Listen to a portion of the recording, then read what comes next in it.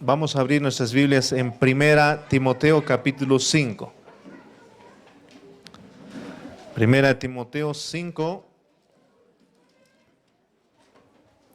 Y si alguien tiene que acomodarse, acomódense, ahora es el tiempo.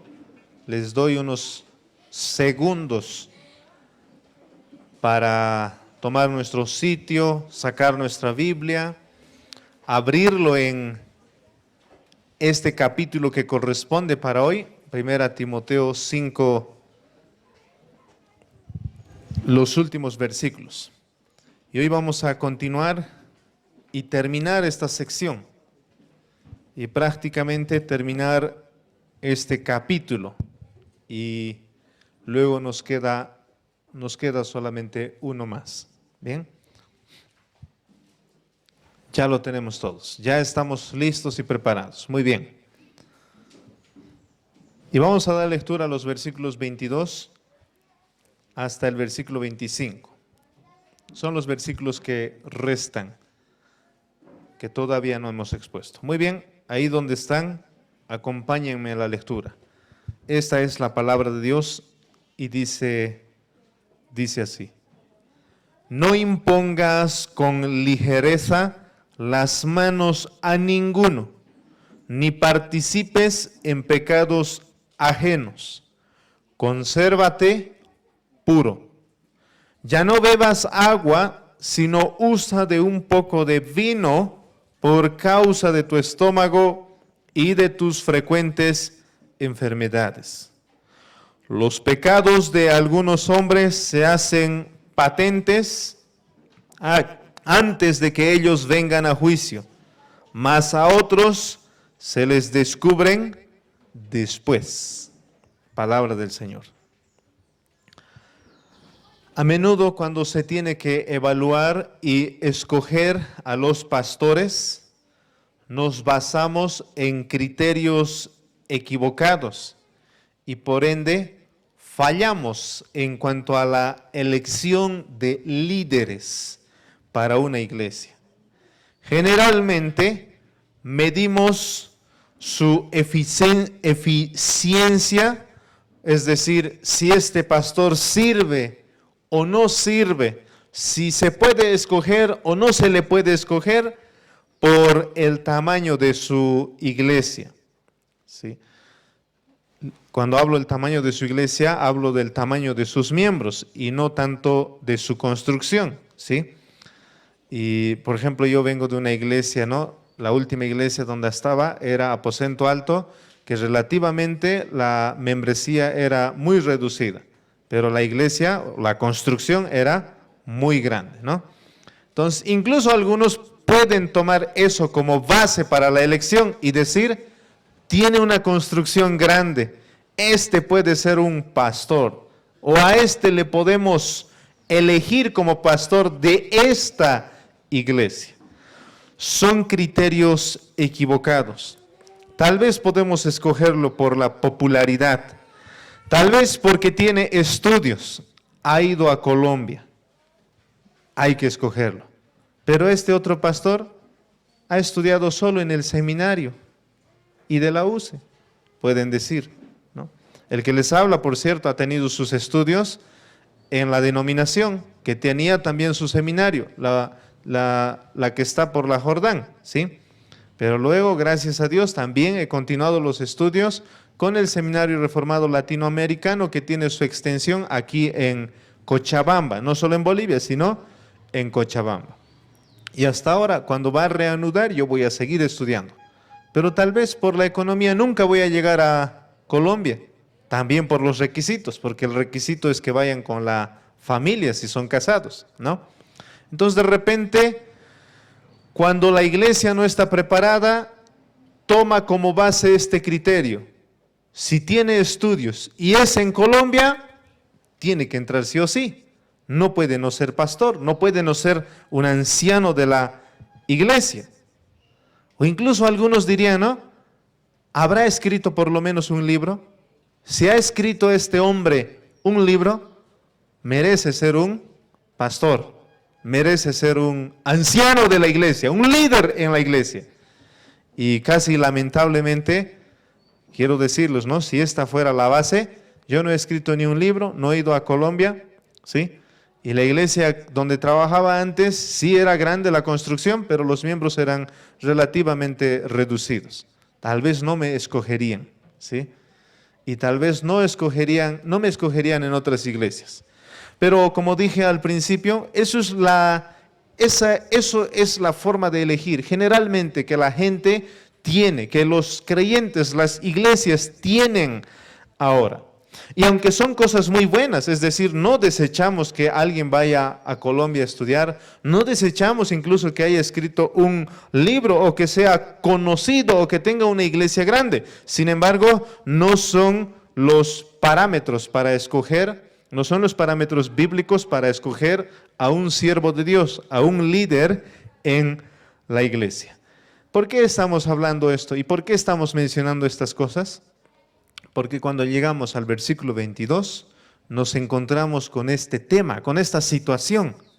Pablo está dando exhortaciones y está enseñando a la iglesia y especialmente a Timoteo de cómo, pero también reforzando con 1 Timoteo capítulo 3, a quiénes se debe escoger. ¿Cómo y a quiénes se debe escoger? Hoy nos toca considerar el cómo debe ser la elección, cómo debe ser esa atmósfera, cómo debe ser el ambiente de las elecciones en la iglesia. Por cierto, hay elecciones. Nadie llega automáticamente a estar parado aquí o a ocupar el cargo de obispo o anciano o ser un líder aquí. Por si acaso mi hijo José Andrés no va a ser automáticamente pastor de esta iglesia porque yo soy el pastor, ¿sí? Eso vamos a decir de entrada, sino que hay toda una instrucción dada por Dios a través del apóstol Pablo para escoger a aquellas personas idóneas. Y claro, recordando un poco, 1 Timoteo capítulo 3, 1 al 7, y después los siguientes versículos para diáconos, que por cierto tienen que tener las mismas cualificaciones con una o dos diferencias, pero también considerando el capítulo 4 de 1 Timoteo, donde nos habla del siervo excelente, podemos decir con John Owen que el tipo de persona que debemos escoger tiene que ser un ministro que aunque pudiera llenar los bancos de la iglesia y aunque pudiera tener una buena boca delante del público, eso no es lo que en realidad es el ministro, sino lo que es ese ministro es lo que es de rodillas, en secreto ante el Dios Todopoderoso. Esto es lo que es y nada más, decía John Owen, ¿sí? Y ese tipo de persona estamos buscando. Y ese es el criterio por el cual se debe escoger y evaluar a un hombre de Dios. Y ese criterio lo encontramos ampliamente en el Nuevo Testamento. Ahora, a la hora de escoger tenemos criterios, pero también tenemos la forma de escoger a un ministro, la forma de elegirlo. La elección de un pastor. Y si yo les empiezo a hablar de la elección del nuevo presidente del Estado Plurinacional de Bolivia, muchos abrirían sus oídos, porque cuando se trata de escoger un presidente, todos están al tanto. Todos ven aquellos programas, ¿no?, que cerca de las elecciones presentan a los candidatos. Y ahí están, de la izquierda, de la derecha, incluso cristianos, partidos cristianos salen, ¿no?, y presentan sus proyectos y demás. ¿Y quién no sabe, por ejemplo, del Chi? ¿No?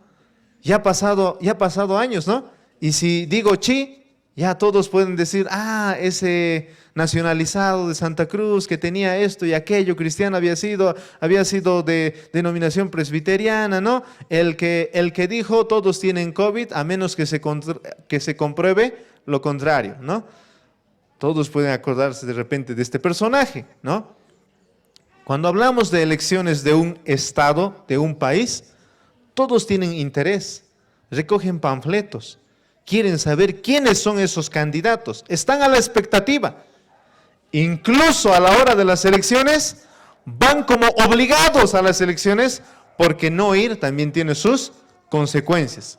Y apartan su día, apartan su tiempo, se actualizan en cuanto a sus padrones biométricos y se han trasladado de casa y demás, porque quieren estar ahí, activos y presentes, participativos en las elecciones. Mis queridos hermanos, si pensamos en las siguientes elecciones, yo sé que en muchos despertaría su interés. ¡Wow! ¿Quién va a entrar ahora? Que vuelva de nuevo presidente Evo Morales, el expresidente Evo Morales. Que no entre otra vez del MAS, ¿no? Todos, hasta los niños, tendrían una voz en cuanto a estas elecciones. Pero cuando hablamos de elecciones de la iglesia, ¿habrá una elección más importante que las elecciones de un departamento o de un presidente en un país? Sí, son las elecciones que se hacen en la iglesia de líderes calificados y activos. Esas son las elecciones más importantes, después de otra elección que es todavía sumamente más importante, y es la elección que Dios ha hecho de sus hijos. Charles Spurgeon decía eso justo cuando había elecciones en su país. Yo les voy a hablar de una elección más importante que la elección de un presidente. La elección que Dios ha hecho, decía él, de sus hijos. Y nos alegramos de esa elección. Pero ahora vamos a hablar no de la elección que Dios ha hecho en cuanto a la salvación, sino que Dios hace de los líderes de una iglesia, de su iglesia, a través de sus hijos. Esa es la elección más importante. ¿Por qué además es importante? Porque la iglesia para la cual se va a escoger estas personas no es una institución cualquiera. No es como escoger un presidente, un líder para mi sindicato. Hasta para eso le dan interés, porque hay multas. Y también le dan interés porque dicen, si escogemos a fulanito que vende allá, que tiene mucha mercadería, tal vez no nos va a convenir, porque ya tiene mucha mercadería y ahora presidente más va a abusar de nosotros. Incluso miden las consecuencias a la hora de tener una elección ahí en su sindicato. Incluso en mi curso, ¿no? Es decir, en el de Saraí, en el de José Andrés, tienen que escoger delegados, ¿verdad? O presidentes de la Junta de Padres de Familia, ¿cierto? Y piensan y razonan y proponen y dicen, él debería ser, él conoce mejor, él habla más, él habla sabiamente y demás, ¿cierto? Se le da interés, pero ¿cuánto más interés deberíamos darle cuando la elección que se va a hacer de líderes es para la iglesia? Una institución de Dios, una institución importante para Dios que cualquier cosa aquí en esta tierra, incluso más importante que la elección de un presidente para un país. De paso, la elección de estas personas tiene otra importancia porque estas personas harán una labor importante en la iglesia. Pero diré dos cosas de estas personas. Si no escogemos bien, dejará daños sin precedentes en la iglesia. Si no le das interés, si no le das seriedad a este asunto y a estas regulaciones que Pablo está dejándonos en las Escrituras, vamos a escoger a cualquiera, a quien sea, y eso en última instancia va a dañar a la iglesia y finalmente a Dios. Pero si hacemos una buena elección, si escogemos al candidato idóneo y es certificado por los líderes como realmente siervos, pastores o ancianos, eso va a tener consecuencias muy buenas para nuestra iglesia, para nosotros, para el siervo de Dios y finalmente para la gloria de Dios. De paso tenemos que recordar esto, mis hermanos, con los versículos anteriores. La última vez hemos considerado la disciplina eclesiástica de los pastores que continúan en pecado. Alguien dijo así: si queremos evitar disciplinar a un pastor que peca y pasar por ese sabor amargo del proceso disciplinario, debemos tener mucho cuidado a la hora de escoger a este líder en la iglesia. Mucho cuidado a la hora de escoger a este líder en la iglesia. O como alguien ha dicho también, tenga cuidado. La desagradable tarea de disciplinar a los líderes de la iglesia requería una sabiduría previa y un gran cuidado en su selección inicial. Por eso Pablo aconseja y da instrucción diciendo, versículo 22, no impongas con ligereza las manos a ninguno. O como dice otra traducción, no se precipiten en la imposición de manos, ni participen en los pecados de los demás. Consérvate puro. Y para considerar estas elecciones de líderes idóneos en la iglesia, vamos a considerar 3 puntos en cuanto a la forma de escoger. En primer lugar, la elección tiene que ser pública, no secreta. La elección tiene que ser, en segundo lugar, con solemnidad, no al apurado, a la apura, no como sea. En tercer lugar, la elección debe ser con discernimiento y no a lo loco, ¿sí? 3 puntos. Empecemos por el primero. La elección debe ser pública. Miren cómo empieza el texto. Dice Pablo a Timoteo, Timoteo, tú no impongas. Tú vas a poner las manos sobre la cabeza, sobre la persona de un posible líder. Y cuando hagas eso, tú estás dando el último voto, por así decirlo, de que él es un líder adecuado. Y lo vas a hacer delante de la iglesia. Eso lo sabemos por otros textos en la Escritura. Y cuando hagas eso, no lo hagas con ligereza. Pero para llegar a ese punto de imponer las manos, la elección ha tenido un proceso. No es que directamente Timoteo dice, a ver, a él vamos a imponer o a fulano vamos a imponer las manos. Yo autoritativamente digo, tú puedes ser un líder. No, sino que ha habido todo un proceso.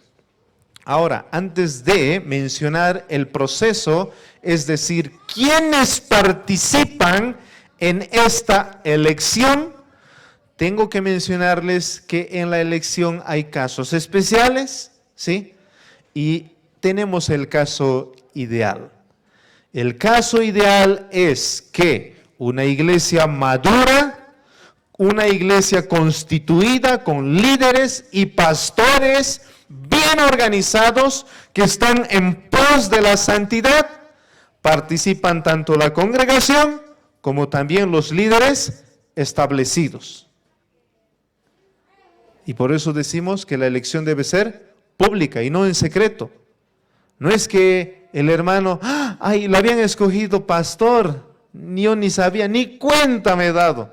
No, sino que todos tenían conocimiento acerca de que una persona, varón, está en proceso de ser escogido. Y por cierto, no es que hoy se propone y mañana aprobado, sino que hay toda una investigación. Vamos a ver eso más adelante, ¿sí? Pero eso es lo ideal. Pero hay casos especiales en los que la iglesia no cuenta de esa madurez para poder ni siquiera proponer un líder. Tal es la inmadurez que si dijéramos, ¿quién puede guiarnos a esta iglesia? Por favor, sugieran nombres. Y una hermana o un hermano diría, yo sugiero que sea la hermana Débora. Si nadie se ha sorprendido, mis queridos hermanos, ¿sí? Algo anda mal en esta iglesia. ¿Qué está mal en esa proposición? De entrada es una mujer, ¿cierto? Y ya hemos considerado esto. En el plan de Dios, no es que las mujeres no sirven, sino que los hombres han sido llamados a ser pastores o ancianos dentro de su iglesia. Y esto es porque las mujeres no sirven, ¿verdad? No, sino que ellas tienen otro alto llamado en el plan de Dios, ¿sí? Así que si hay una iglesia en donde cuando preguntas, ¿quién puede ser el que nos guía, el que nos enseña la palabra? Y sugieren que sea la hermana Febe. No podemos dar curso a la participación de la congregación para esta elección. Entonces, ¿qué se debe hacer? Los líderes que por lo menos tienen cierta ventaja en cuanto a la espiritualidad, cierto discernimiento, ellos deben buscar a personas idóneas dentro de la congregación, seguir el proceso y finalmente imponerlos, hacer la imposición de manos, identificarlos como líderes de la iglesia, ancianos o diáconos. Ellos deben hacer esa tarea. Pero cuando vamos a 1 Timoteo, nos presenta al parecer la forma ideal, es decir, cuando revisamos los pasajes en el Nuevo Testamento, no solo en Timoteo, nos muestra de cómo debe ser idealmente la elección. Idealmente la elección debe ser con la participación de dos grupos. Por un lado, la participación de la congregación y por otro lado, la participación de los líderes. ¿Sí? ¿Qué tipo de elección es esa? Ideal. También se le puede llamar democrática, ¿no? Donde todos sugieren, plantean un nombre. ¡Ojo! Estamos hablando de una iglesia relativamente madura, temerosa del Señor, que anda en santidad. No estamos preguntando a la iglesia de Corinto quién puede ser su líder, porque van a decir Apolos, el otro va a decir, no, Cefas, y el otro va a decir Pablo, el otro va a decir, no, ninguno, Jesús es nuestro líder. Listo, ¿sí? Va a haber toda una división. No impongas con ligereza las manos. Los ancianos, dijimos anteriormente, enseñan y gobiernan. El gobierno es importante en la iglesia. No puede haber una iglesia que no tenga líderes gobernantes. Cuando eso sucede, habrá anarquía en la iglesia. Todos harán lo que les da la gana. La iglesia, por tanto, debe tener un gobierno, y este gobierno, como decían los reformadores, este gobierno debe sujetarse a la democracia, es decir, a lo que diga también la iglesia. Ellos no son finalmente solo aristócratas, es decir, que solo gobiernan, que solo están ahí para mandar y no escuchan a nadie. Y no tienen que rendir cuenta a nadie, no. Por un lado hay democracia, pero por otro lado hay aristocracia, como alguien ha dicho. Y aristocracia son los que gobiernan mejor, pero deben dar lugar a la participación de la iglesia. Un versículo que está fresco en nuestra cabeza para demostrar esto es que no en las elecciones, pero en cuanto a la disciplina, ¿participa o no participa la iglesia? Ve uno a uno para confrontar al hermano que ha hecho algo contra ti. Si no te oyere, ve con 2 o 3 para que te oiga, que se arrepiente. Y si no te oye, ¿qué debes hacer? Dilo a los pastores. Dilo a los líderes. ¿Esa es la consigna? No. Dice, dilo a la iglesia. Porque la iglesia también participa en este asunto de la disciplina, pero también participa en el asunto de las elecciones. Vamos a considerar un pasaje en Hechos capítulo 6, rápidamente, mis hermanos. Hechos 6. Dice el versículo 1, voy a leer hasta el versículo 6. La iglesia debe involucrarse en las elecciones de sus líderes. La elección no debe ser secreta. La elección tampoco debe ser impuesta. Es decir, otra iglesia nos lo escoge o nos manda y dice, este va a ser su pastor, y nadie participa y nadie dice nada. ¿Sí? Es diferente una comisión como nosotros los pastores que estamos aquí, que salen a ayudar a una iglesia por un motivo en particular. Pero finalmente ustedes escogerán a Pastor Alcides y a mi persona como pastores permanentes aquí. Y claro, nos medirán por las cualificaciones bíblicas que están aquí en la Escritura y como estamos viendo con la participación de toda la iglesia, pero también de los líderes que están en esta iglesia. En aquellos días, como creciera el número de los discípulos, hubo murmuración de los griegos contra los hebreos, de que las viudas de aquellos eran desatendidas en la distribución diaria. Entonces los 12 convocaron a la multitud de los discípulos y dijeron, no es justo que nosotros dejemos la palabra de Dios para servir a las mesas. 3. Buscad, pues, hermanos de entre vosotros, a 7 varones de buen testimonio, llenos del Espíritu Santo y de sabiduría, a quienes encarguemos este trabajo. Y nosotros persistiremos en la oración y el ministerio de la palabra.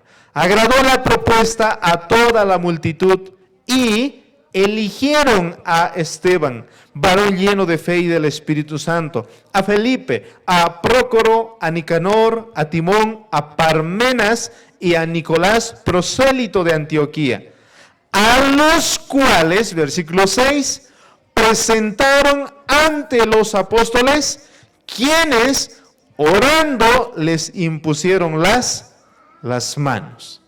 Ahora debemos tener en cuenta que en el contexto esta es, por así decirlo, la primera elección, ¿sí? La primera elección de diáconos. Y alguien ha dicho, no es una elección oficial, sino es una elección ante la necesidad que había en ese momento. Como quiera, aquí hay una elección, sea oficial o sea por una necesidad, aquí hay una elección. La pregunta es, ¿quiénes participan en esta elección? La respuesta es, dice, buscad. El pueblo participa y busca a estas personas que deben tener estos requisitos.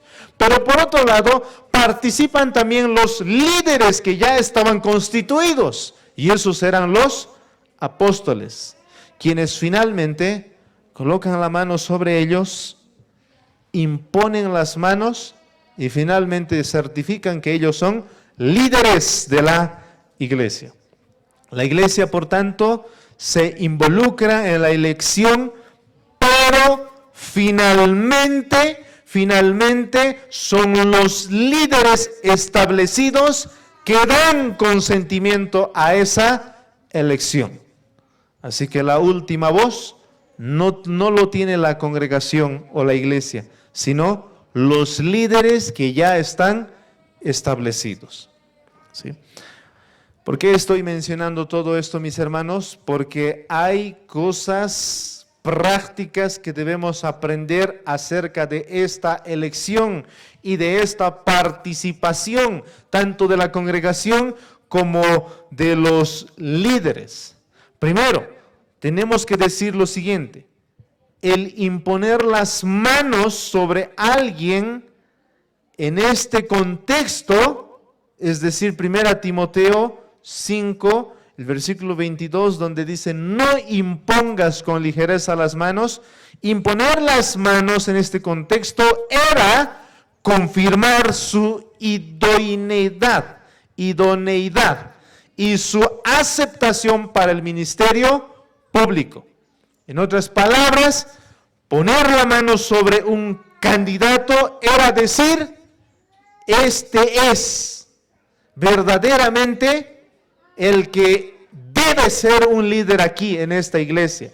No nos estamos equivocando. Este es el pastor que se necesita para las ovejas. Y las ovejas necesitan este pastor.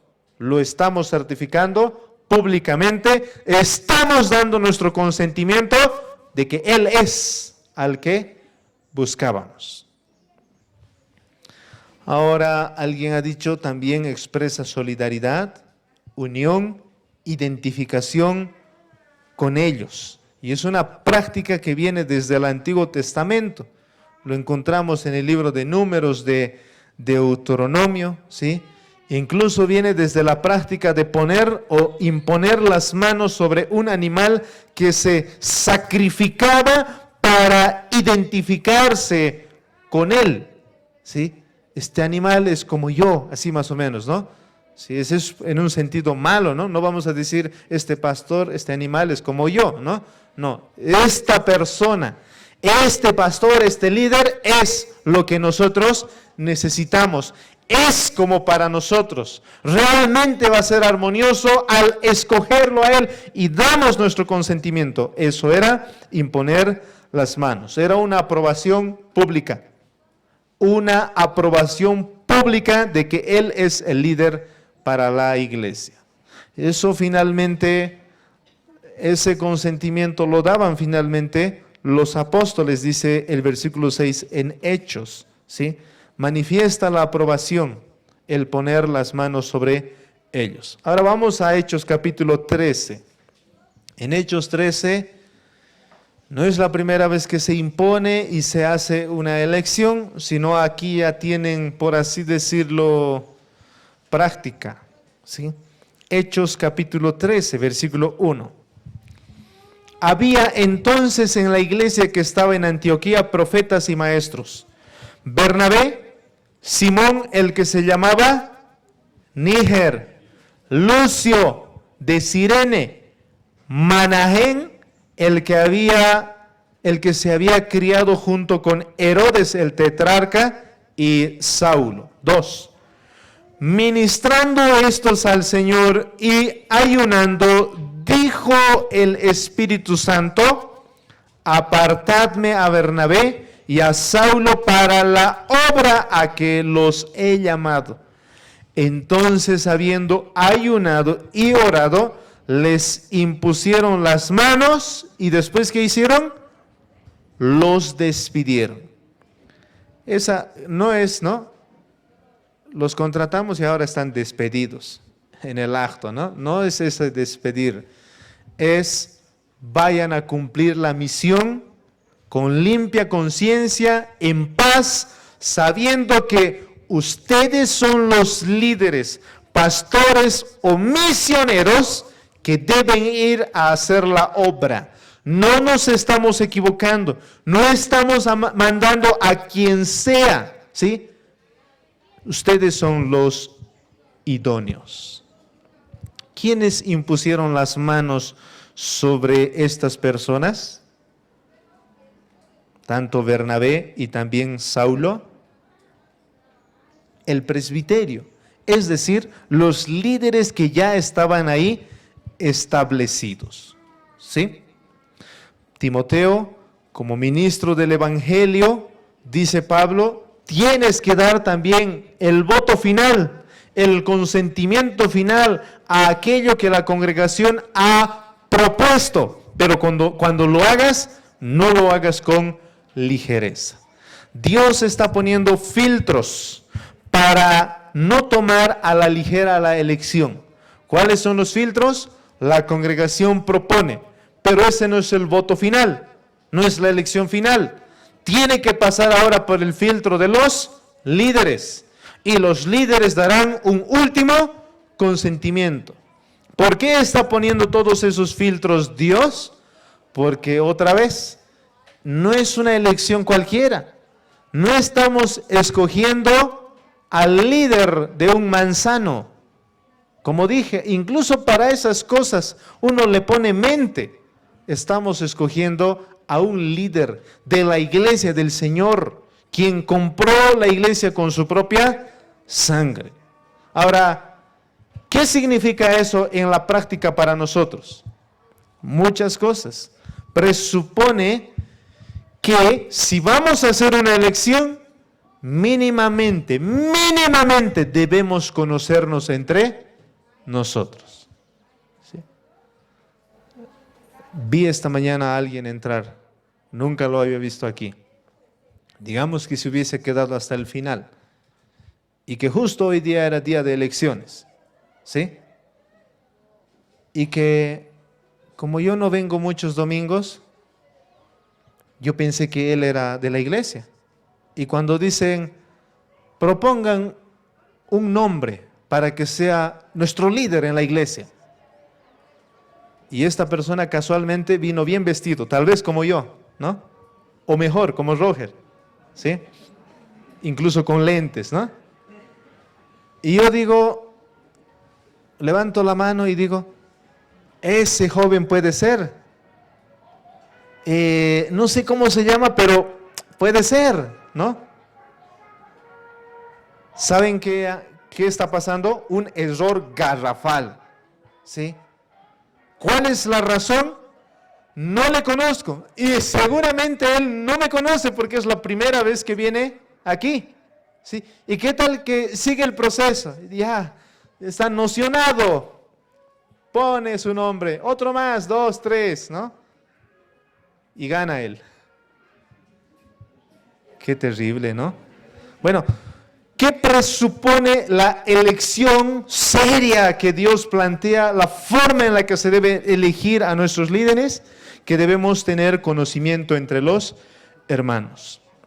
Si no es así, no solo vamos a escoger a un neófito, un inmaduro, ¿sí? Que no tiene la capacidad de ser elegido, sino que vamos a escoger a alguien que va a traer mucho daño a la iglesia. Saben, Dios entiende que la iglesia es una familia, no una familia como en la cuarentena, ¿no? Dice que en la cuarentena, como nadie salía, recién se habían empezado a conocer, ¿no? Ah, tú habías sido mi hermano, tú habías sido mi papá, ¿no? Es que papi, yo nunca te veía en la casa, ¿no? Ya me había olvidado incluso cómo eras, ¿no? No tiene que ser así. En una familia nos conocemos quiénes somos, qué hacemos, ¿sí? ¿Dónde vivimos? ¿Qué virtudes tenemos? ¿Qué defectos tenemos? Nos conocemos. Y Dios presupone que en la iglesia, es una familia donde todos nos conocemos. Y si llega un momento de elección, podemos libre y honestamente decir, él no, pero él sí. Podemos, ¿por qué? Porque le conocemos. Mis queridos hermanos, si hacen un ejercicio ahorita, en este momento, yo les hago pasar aquí adelante y les digo, a ver, dígame el nombre de cada uno de estos hermanos. Empecemos por aquí, ¿no? Y bien empieza, ¿no? Pastor Alcide, su esposa Katia, y van a ir confundiendo, ¿no? A Cassandra le van a decir Ainara, ¿no? Y así sucesivamente, ¿no? No puede ser. Mínimamente, sobre lo mínimo, los nombres debemos conocer. Pero no estamos llamados a conocer solo nombres, sino las personas que están detrás de esos nombres. ¿Cómo es? ¿Qué hace? ¿Cómo reacciona? ¿Cómo lidera? ¿Cómo es su familia? Si es casado. En cuanto a su carácter, su temperamento, ¿cómo es? Su bondad, su puntualidad, su madurez espiritual, todas esas cosas deben estar en nuestro conocimiento. Y alabo mucho y agradezco mucho a aquellas familias que se están tomando la molestia, pero yo diría, ¿no? Ese gran privilegio de abrir las puertas de su casa para invitar a otras familias y decir, hermano, venga conmigo a almorzar. Ya he escuchado y he visto, hay algunas familias que están en esa tarea, en esa labor. Hermano, ¿almorzaremos conmigo en mi casa? Hermano, ¿en tu casa? ¿No? ¿Y para qué sirven esos encuentros? para una comunión, para conocerse, para saber cuántos hijos tiene, cómo cría a sus hijos.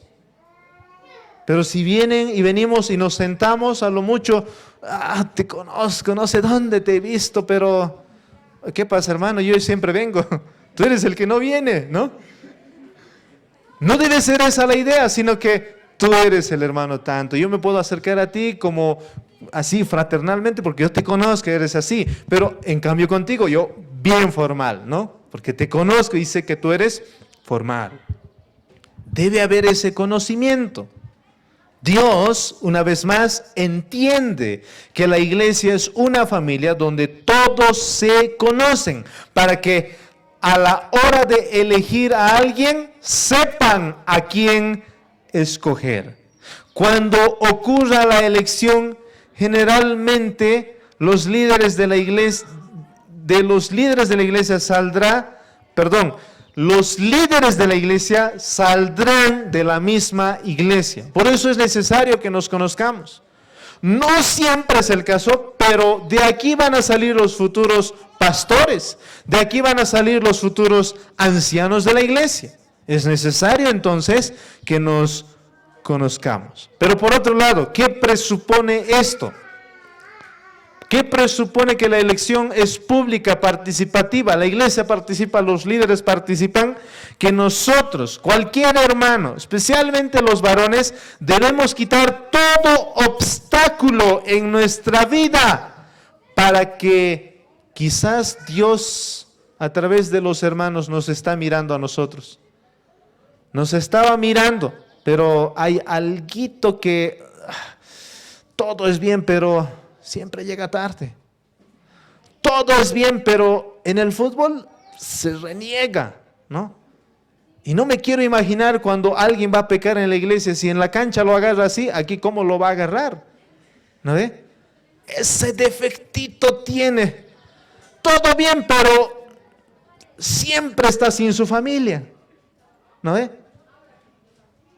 Quite, elimine todos esos obstáculos que impedirían el ser elegido como un candidato para ser líder de la iglesia. Lea una vez más, 1 Timoteo capítulo 3, ahí están los requisitos.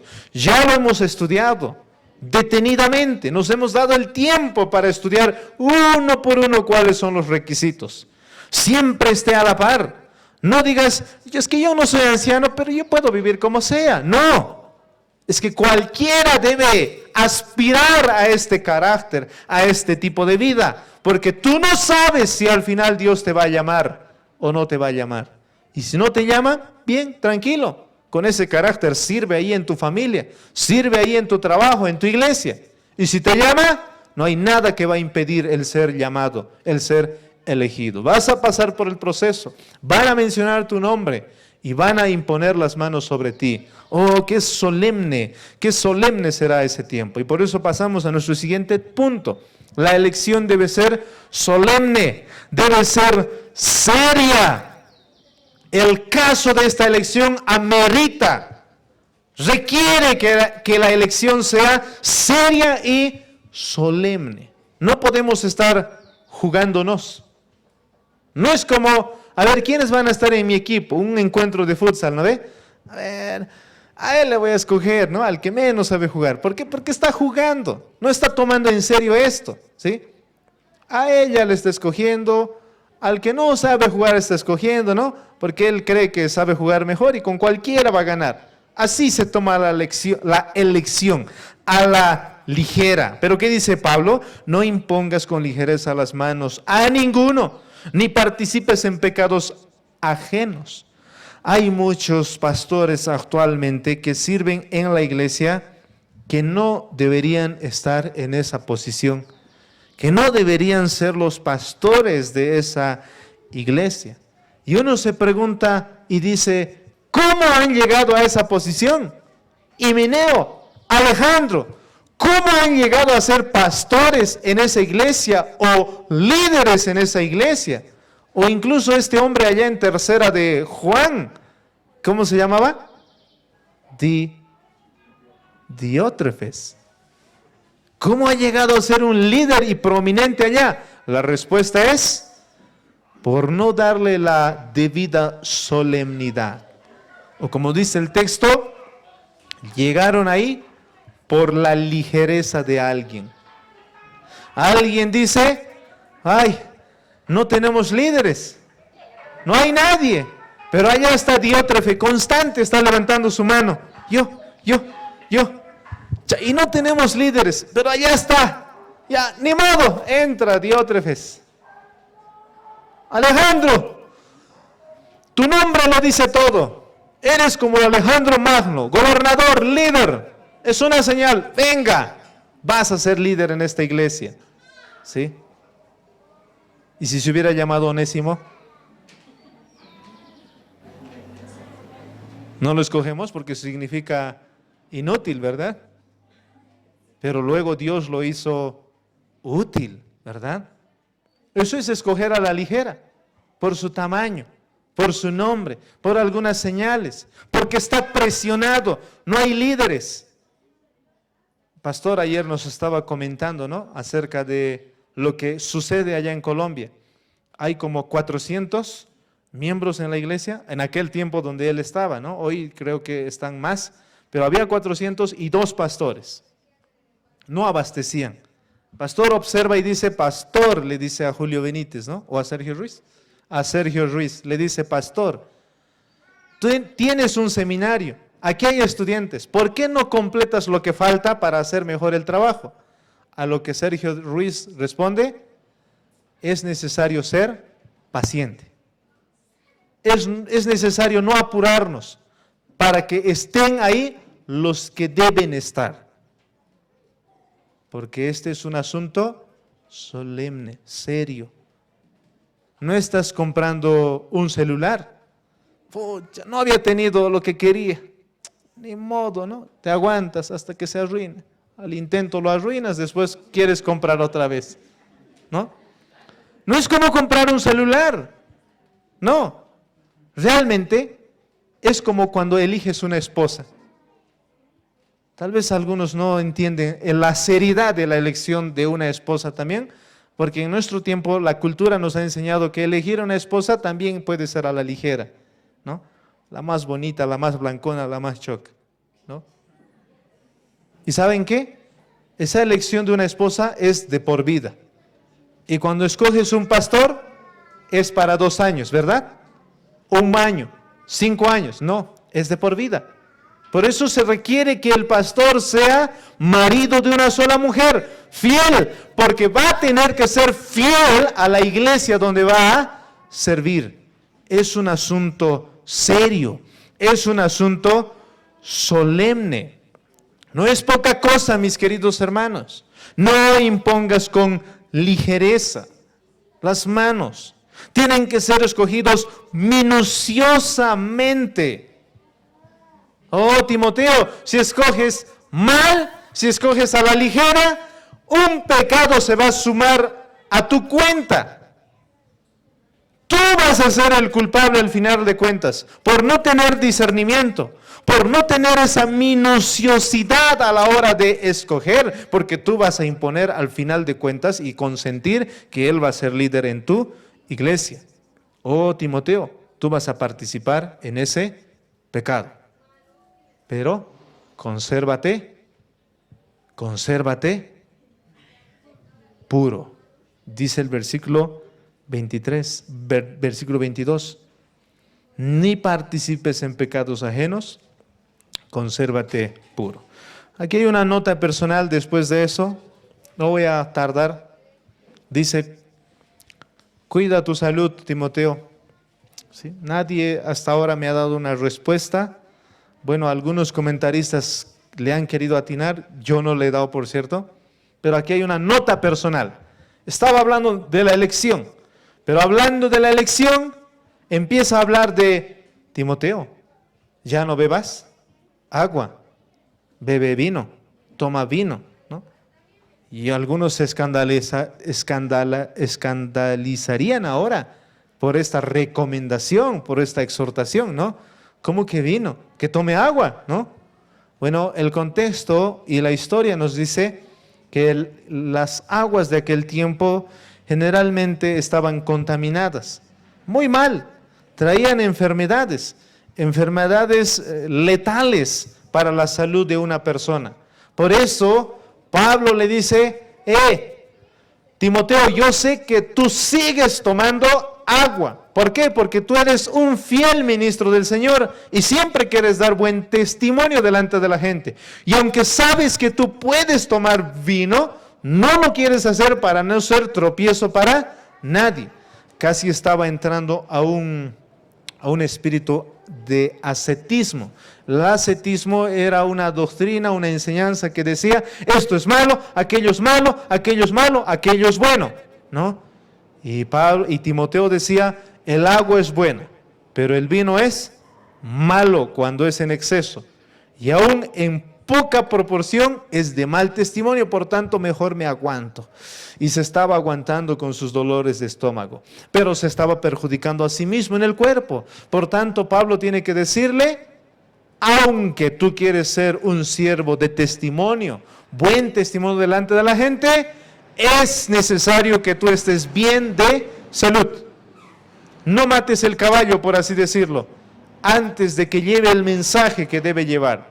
¿Sí? Nuestro cuerpo es como una herramienta, es un instrumento y debemos cuidarlo. ¿Sí? No porque somos pastores y hay ciertos descuidos, vamos a nosotros descuidar también nuestro cuerpo. No porque soy el pastor, voy a, no sé, cualquier otra cosa, ¿no? Enfermedades en mi cuerpo, voy a tolerarlo en cuanto a mis dientes, mi estómago, no. Si hay que recurrir al médico y el médico me dice, esto debes tomar, sin leer lo que es, me lo tomo. ¿Sí? Porque no vaya a ser que me ha recetado y reviso la receta bien minuciosamente y había tenido un poco de cocaína o cafeína. Y yo sé que eso no se debe consumir, ¿no? Pero ustedes saben, ¿no?, que en medio de los medicamentos hay ciertas drogas, ¿no? Por eso se llama droguería la farmacia, si no lo sabían, ¿sí? Porque hay ciertos medicamentos que tienen ciertas drogas. Claro, y no estamos diciendo con eso, ¿no? Hermanos, la cocaína pueden consumirlo, dróguense. Ya no tomen aspirina, ya no usen mentizán, cocaína. No es el caso. No es el caso. Tampoco le está diciendo Pablo, ya no tomes agua, toma vino, ¿no? Porque Pablo sabe que si él entra a ser un bebedor, automáticamente se descalifica, no dado al vino. Es un asunto de salud, es un asunto de cuidar su cuerpo. Y tengo que decir esto, mi hermano, mi hermana, con mucha delicadeza, con mucho cuidado, porque no vaya a ser aquí que hay algunos nuevos, y si hay, permítanme explicarles. El vino es algo que Dios ha creado y es para alegrar nuestro corazón, y en aquel tiempo también tenía un uso medicinal, ¿sí?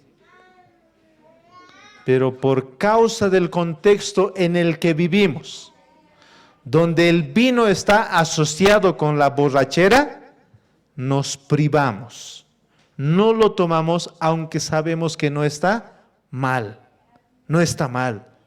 Es más, incluso el Señor Jesucristo dijo, lo que entra por la boca no contamina, sino lo que sale. Y en este caso, lo que iba a entrar, más bien le iba a hacer bien a Timoteo. Le iba a sanar esas enfermedades porque el vino tiene elementos curativos, ¿sí?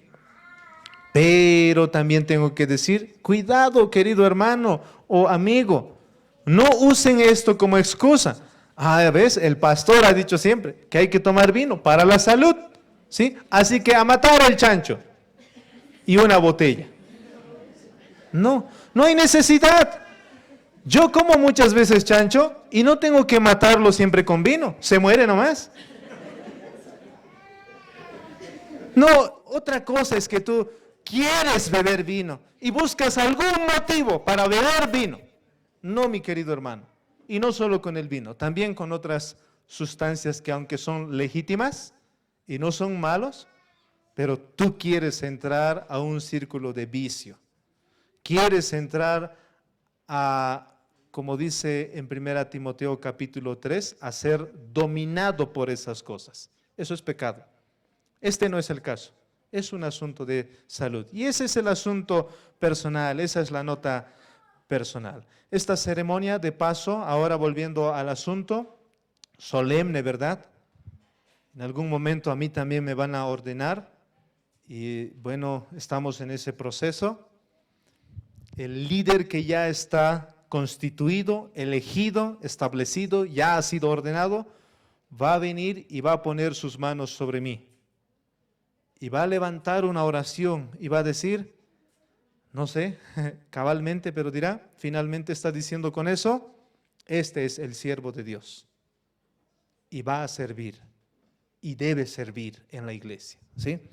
Eso causa un impacto a la iglesia, de la solemnidad, ese acto de poner las manos sobre la persona de alguien. La iglesia dice, wow, ¿qué estará pasando allá? Pero parece algo, no es juego, no es chiste, algo serio está sucediendo allá. Pero cuando el pastor mismo, ¿no?, el candidato que está ahí recibiendo esa imposición, es impactado en su conciencia para entender que ya no se pertenece a sí mismo, que ahora se le está identificando como un instrumento para el bien de la iglesia. Es un asunto solemne y serio. Y finalmente, la elección es sabia. La elección debe ser sabia. Ese es el proceso, esa es la forma. Por eso dice el versículo 24, los pecados de algunos hombres se hacen patentes antes que ellos vengan a juicio, mas a otros se les descubren después. Asimismo, se hacen manifiestas las buenas obras y las que son de otra manera no pueden permanecer ocultas. ¿Por qué está diciendo esto? Algunos piensan que es un versículo fuera de lugar. No, no es así. Está hablando de la elección. ¿Saben qué está diciendo? Que la elección debe ser hecha en un contexto de cuidadoso escrutinio. No mire solamente la apariencia. De algunos clarito es que no son líderes. Se nota por los pecados que tienen. Pero de otros no. Hay que averiguar. Aquí puede estar sentado bien quietito, atento, hasta leyendo lo que dice el pastor. ¿Quién quiere leer? Y lee, ¿no? Y lanza la pregunta y responde. Y alguien puede engañarse y decir, él puede ser líder. Siempre lee, siempre responde. Viene temprano a la iglesia. No. Debe haber discernimiento en la elección, en oración. Oramos a Dios y pedimos sabiduría para que nos dé la sagacidad para escoger a esta persona. ¿Qué hacemos? Empezamos una investigación. Sugieren el nombre. ¿De quién? De fulano. Bien. Vamos a ir ahora a la casa de fulano. Preguntamos a la esposa, ¿cómo es el fulano? Preguntamos a los hijos, ¿tu papá cómo es? Cuando haces algo malo, ¿cómo te disciplina? Mi papá me pega.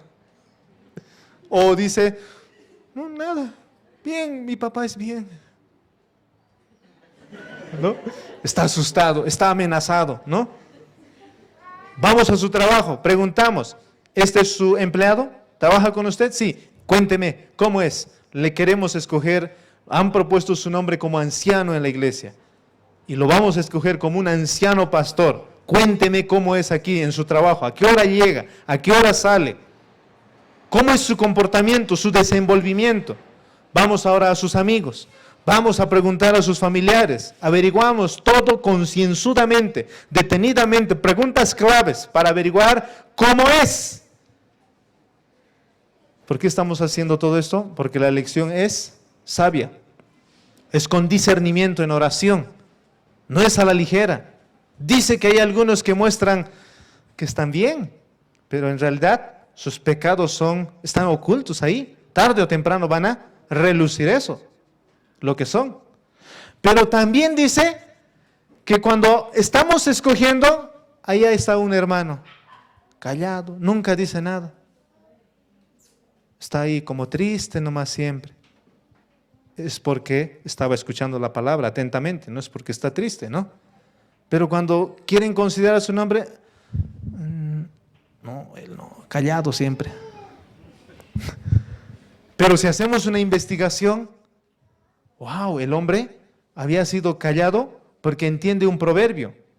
Este proverbio dice que en las muchas palabras abunda el pecado. Y él prefiere estar en discreción. Habla cuando tiene que hablar y calla cuando tiene que callar. Pero muchos dicen, como es callado, no debe servir para líder. Imagínense si Pablo hubiese considerado eso para Timoteo. Timoteo era, ¿qué? Tímido. Seguro estaba ahí calladito. Pero cuando observabas un poco en su familia, en su vida, estaba ahí primero, sirviendo, enseñando, hablando lo que debe hablar. ¿Sí? Pero en algunos contextos, tal vez cuando estaba con Pablo, calladito, ¿no? Porque estaba ahí una autoridad. ¿Sí? Imagínense si él hubiera por la apariencia dicho, Timoteo, Timoteo, no. Callado, enfermo de paso, ¿no? Y joven. Qué mala combinación, definitivamente no. No, pero él era la persona ideal. Pero ¿cómo se llega a esa elección? En discernimiento, en oración. Señor, guíanos, muéstranos quién es tu siervo aquí. Y el Espíritu Santo obrará a través de nosotros, dándonos ojos certeros para encontrar a la persona que estamos buscando. Aun cuando no parezca ser un líder. Sus obras, dice el versículo 25, asimismo se hacen manifiestas las buenas obras, y las que son de otra manera no pueden permanecer ocultas. Tiempo nos falta para mencionar cómo debe ser este líder, pero recordando un poquito 1 Timoteo 4, 1 al 16, debe ser siervo primeramente, servidor, alguien que advierte del error, experto en la Biblia, alguien que evita la enseñanza impía, alguien que se ejercita en la piedad, alguien que se compromete con el trabajo arduo, alguien que enseña con autoridad, alguien que es modelo de virtud espiritual, alguien con un ministerio completamente bíblico, alguien que cumple su llamado, alguien dedicado a su trabajo, que progresa en el crecimiento espiritual. Ese tipo de hombre debemos buscar, aparte de los requisitos que están en 1 Timoteo 3. Y me pregunto, cuando tengamos que buscar a un líder, ¿le vamos a dar esa seriedad que se le debe dar al momento de la elección? ¿Le darías la seriedad debida a esta elección? Los hermanos va a haber elección, dice que se necesita pastor. A ver, como en las campañas, ¿no? ¿Quién puede ser? Él puede ser, él no puede ser. Si ese hermano parece que tiene virtud, ¿así son las conversaciones? ¿Hay interés en ello? ¿Hay seriedad en este asunto? Recuerden, no hay elección más trascendental que pueda existir en esta tierra que la elección de un siervo de Dios para la iglesia del Señor. Otro, ¿qué tanto estás involucrado en la iglesia para conocer a aquellos que pueden ser elegidos? Hablando de tu congregarte, ¿estás constante en las iglesias? ¿En la iglesia? ¿Vienes con frecuencia? Estoy hablando con un hermano que está haciendo un ensayo, por cierto, acerca si se debe disciplinar o no se debe disciplinar a los faltones, o en términos bíblicos, a aquellos que dejan de congregarse. ¿Y saben qué? Le di la razón. Por las Escrituras, a aquellos que faltan a la iglesia, que no le dan la seriedad de vida al congregarse, merecen disciplina. Una. ¿No oye? Vamos a ir con 2 más. ¿No oye? Vamos a ir con 3 más. Porque no le está dando seriedad a un asunto vital, importante, capital. No dejando de congregarse como algunos tienen por costumbre, tanto más alentándonos unos a otros al amor y a las buenas obras. Y más adelante continúa diciendo, porque si dejamos así de congregarnos, no nos vamos a conocer, no nos vamos a edificar, y cuidado, viene la apostasía. Pero no queremos que vayan a la apostasía, así que vamos a iniciar el proceso de disciplina. Pero ¿cuál es el beneficio de congregarse? Conocerse. Conocer, saber quién es él, ella, cómo es su carácter, cómo es su familia y demás. ¿Qué tanto estás involucrado en la iglesia? Y última pregunta, Si llamamos a elecciones, aparte de sabrías por quién votar, porque acabamos de mencionar eso, si llamamos a elecciones, ¿cuántos pensarían en ti? Y dirían, tú dirías, ¿no? Yo sé que la mitad está pensando en mí, me va a escoger. ¿Crees que te pueden escoger? ¿Qué impide que seas elegido? ¿Hay pecados? ¿Hay indisciplinas? O roguemos al Señor de la gracia para que Él corrija nuestra vida y que no haya nada que impida el ser elegidos. Oremos. Soberano y santo Dios, te damos las gracias por tu palabra. Te damos las gracias, oh Señor, por guiarnos hasta este punto a considerar este tema tan importante como es la elección de nuestros líderes. Que cuando llegue el momento, oh Señor, nosotros como congregación y como líderes estemos preparados para escoger de la manera que tú has regulado en tu palabra. Ayúdanos, oh Señor, por sobre todo, a ser la familia que tú has formado en nosotros. Somos tus hijos y debemos conocernos todos.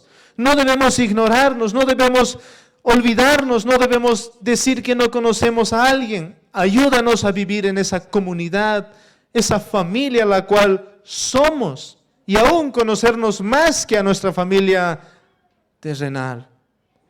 Ayúdanos, oh Señor. Te lo pedimos esto en nombre de Jesús. Amén.